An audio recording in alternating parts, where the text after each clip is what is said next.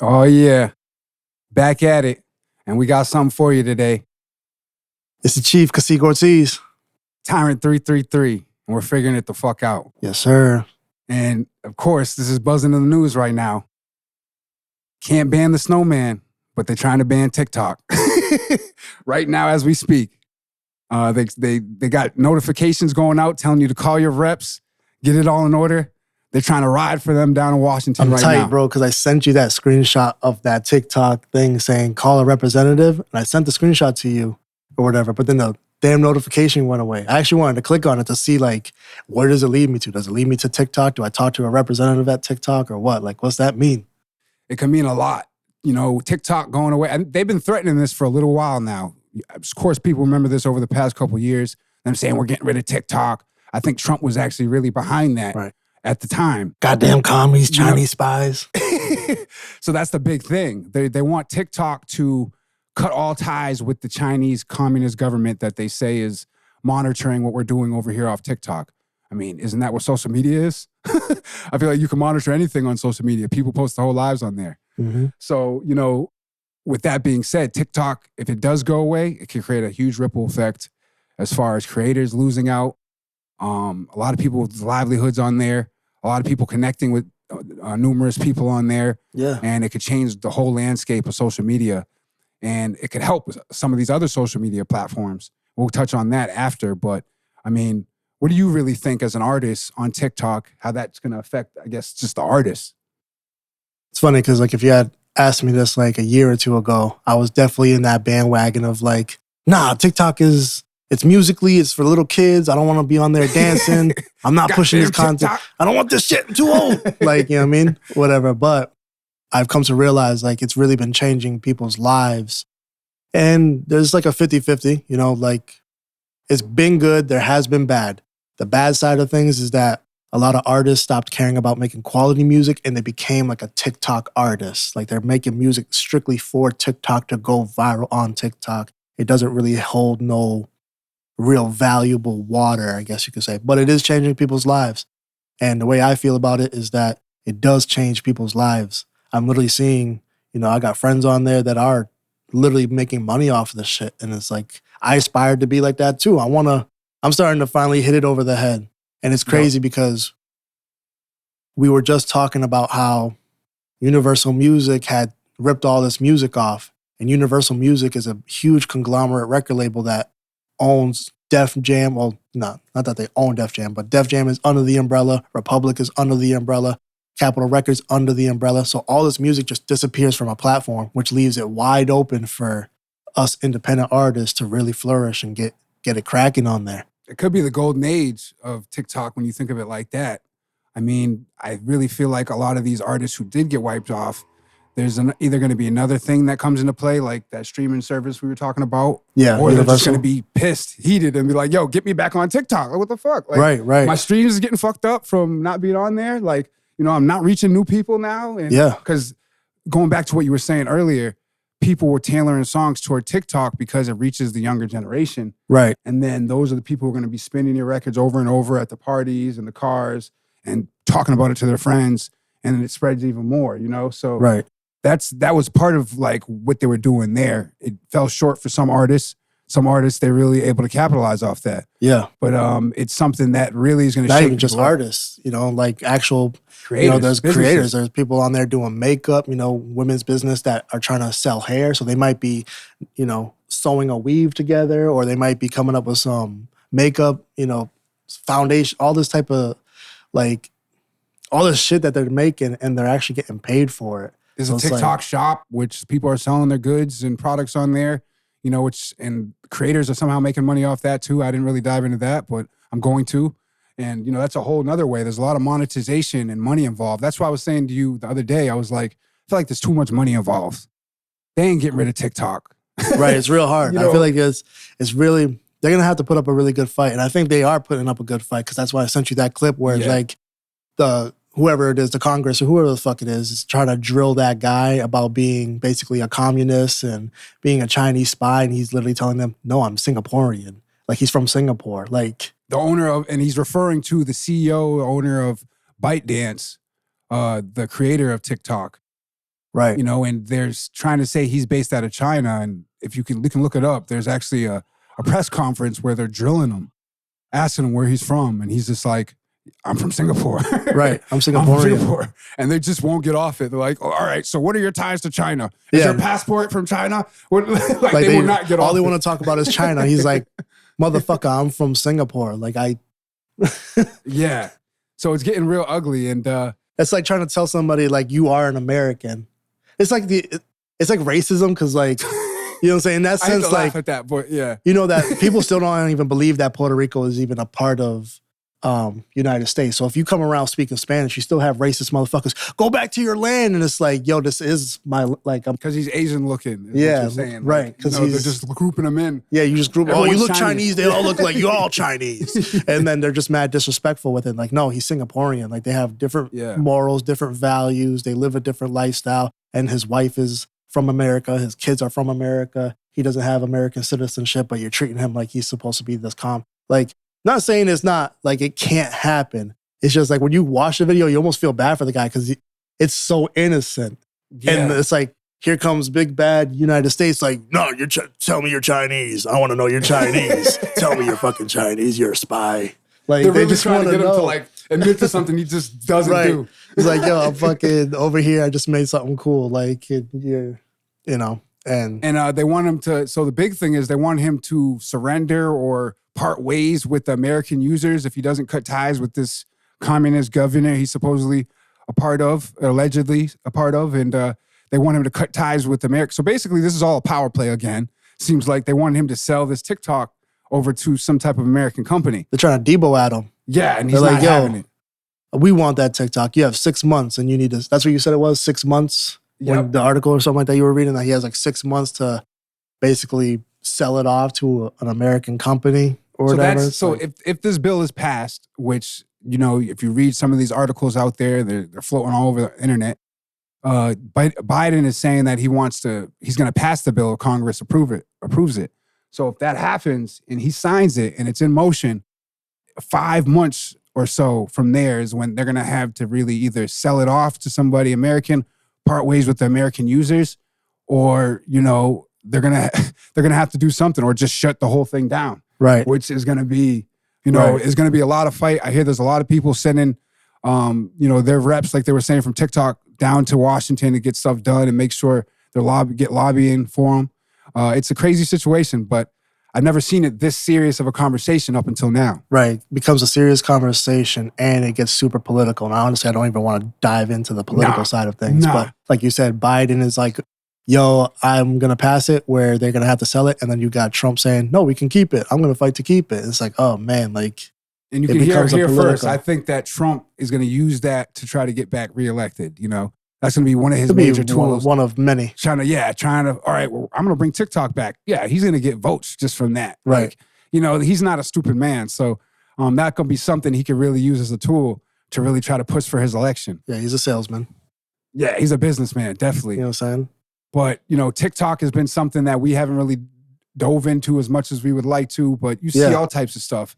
I look at TikTok kind of like the SoundCloud wave. When SoundCloud first hit, and it being like so for the artist, by the artist type of deal, it was kind of like everybody flooded to it. And then people will start making jokes. Oh, you're a SoundCloud rapper? But SoundCloud actually changed people's lives. You know what I'm saying? And not only did it change people's lives, but these artists were actually serious. That's how we have a Russ. That's how we have, I think, Chance the Rapper. That's how we have a lot of, you know, dope artists that came out today that we deal with.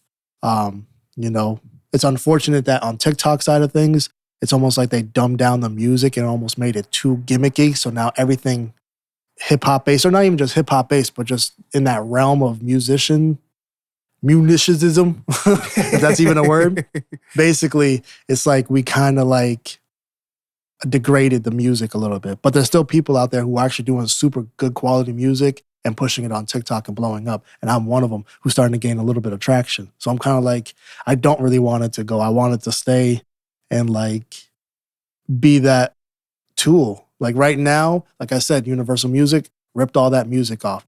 That's like, I can't even tell you the exact number, but I know it's over 100 artists that are like super famous that you listen to today that are not on that platform, which makes it a wide open door for independent artists to be like, hey, you might not got Drake, but you got me and I'm super fire.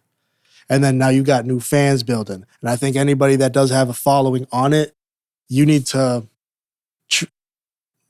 we made an episode talking about I'm doing music like I'm fighting for my life. You kind of have to do that shit like you're fighting for your life. If you have a good following, you need to make sure that you get in contact information, whether it be emails, phone numbers, other social medias, or you need to start really building your own website and making people go to your website from these platforms. You have a huge following on TikTok, convince them to go to your platform that you won't shut down. Yep. Collect all that information so you can actually maintain and hold that value with these people. Add your link too. Like if you're pushing on another platform, most creators pushing on multiple platforms, make sure you add your YouTube link in there, Instagram, create a funnel that's going to get back to each platform and start boosting each one as you start to grow. Right. And definitely taking that consideration that at any moment, the internet can shut down. Facebook got shut down for all of fucking 4 hours or something like that. And people just lost their damn minds. So it's like, yo, if that shit happened collectively on a TikTok, Twitter, you're ready for anything. YouTube, all that stuff. If that shit shut down, you still have music coming out or whatever the case. Like, how are you supposed to now feed it to your audience? It's very important to make sure that whatever audience that you might have, that you have some type of contact information that you can keep up with them just in case if all this shit goes down. Not even just in case. You know what I'm saying? Once you get that information, they'll be a little bit more adaptable to taking like more, direct conversation. Now you can go more direct. You can sell the song directly. Like, hey, I'm about to drop this record. Do you like it?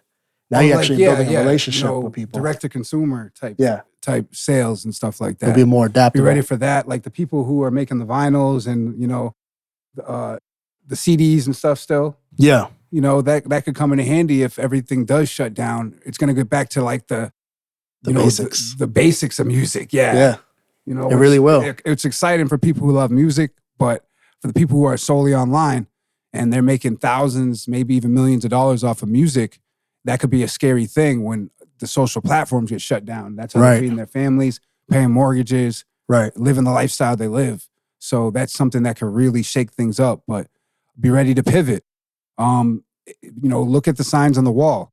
And I would say, if you're solely invested in TikTok, figure out how to get something else buzzing, another platform buzzing, just so that you're not solely just depending on TikTok if it does shut down. Because the worst case scenario is that could be the worst for a lot of people. So yeah, now you're like, if you are living off music, now your checks basically just stop because all these platforms just shut down and you forgot to make sure that people came to your platform. Kind of like I said with this whole streaming stuff, like nobody sat us down and said like, hey, we want to start opening up streaming platforms and all that. And everybody just, went along with it. But nobody said we had to stop selling merchandise. Everybody just was like, okay, that's the new wave. Now I depend on streaming. I need you to stream me 1 million times so I can get $4,000. Like when I could have just sold it this entire time. I could have just used these DSPs been a lot as a less backup. Units too to get that 4,000. Right. Whole lot less units. You would have been able to build more of a relationship because now you're actually conversing with somebody that is streaming your song. They're not just being sent a link and streaming it from, some carajo land and you don't even know their name or nothing like that. Like you could actually have a conversation with your fans. But I see some crazy shit on TikTok. Shout out to Black Talk and Conspiracy Talk, all the stuff that floats around on there. TikTok is a constant discovery mode. So you could just get introduced to anything, while you're scrolling through that app right there. And I'm sure people have made a lot of great memories and laughed their asses off and seen a lot of interesting things off of this app. So I've always enjoyed it. I think everybody can say it. Like you get on it and you kind of just get lost and then you forget you're even in TikTok or what you were doing, you get lost in it. It's something different. So we're going to see how that develops, but also in the same breath, they're going to be looking into all these other companies. I know we were talking about the big pivot, but just watch how this develops because they're also going to be looking into YouTube, Google. Google owns YouTube and all these other companies who have foreign ties. So this could be something that could be big or it could be nothing, and there's nothing really. Yeah, I think you got to be a little bit more specific about that because didn't you say something about that somewhere in the article that you might have been reading that they're coming at TikTok because of their foreign exchanges. And then they also are, once they pass that, it'll also give YouTube and them a certain amount of time where they have to basically relinquish information. Yeah, this isn't just a strictly TikTok thing. Like, they're going to be looking at all these other social media companies, and really, which for some reason, I don't remember seeing Facebook on this list. That's a nice, convenient coincidence, huh? I don't know, because I mean, they've play. been in the, they might not be in this list, but they've been getting the brunt of it for so long. They have had a lot of stuff going on, getting filled with questions and a whole privacy leak and all these doing issues. It. I believe they are. It's funny because like you're drilling TikTok, the guy is like, I'm from Singapore.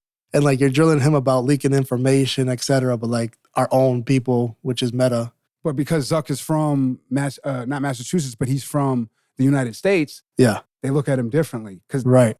But he's the one that leaked the most information. You know, there's a conspiracy. He leaked everybody's nudes. You know, there's a conspiracy going on that like, I was reading some articles. I got some of this information off TikTok, but that Facebook is just ran by the CIA.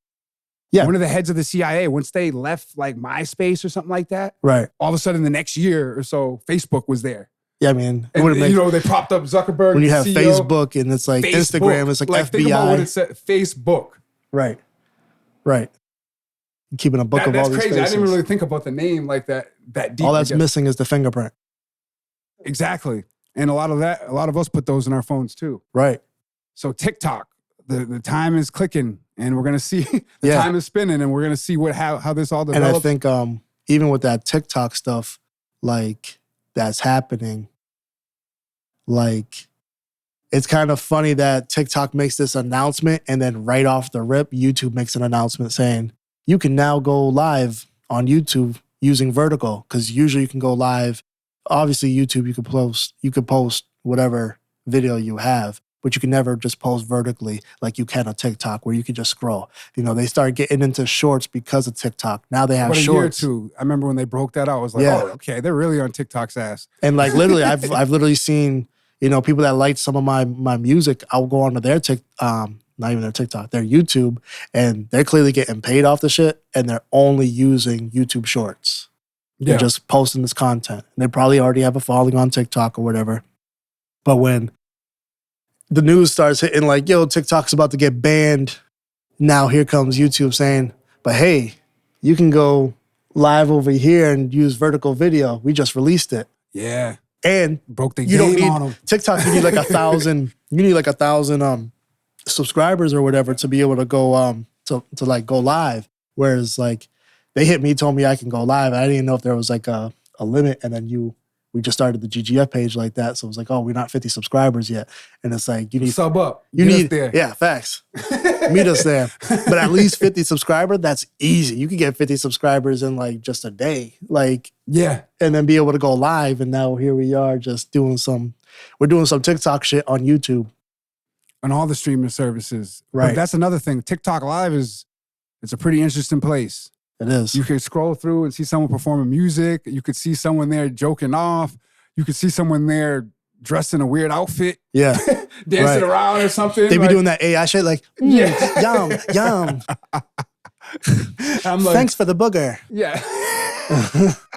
Acting like a fucking robot and shit, you know? So I don't know when that became Some a trend. of them are kind of cool though. I watched this one dude who kind of looked like Miles Morales. And he was in like New York and he was posted up. That shit is funny as hell. And he was like doing his shit and he was like, I saw one where the security guy was checking cool. him. Yeah, like that shit was, when he like hopped out of it and then just.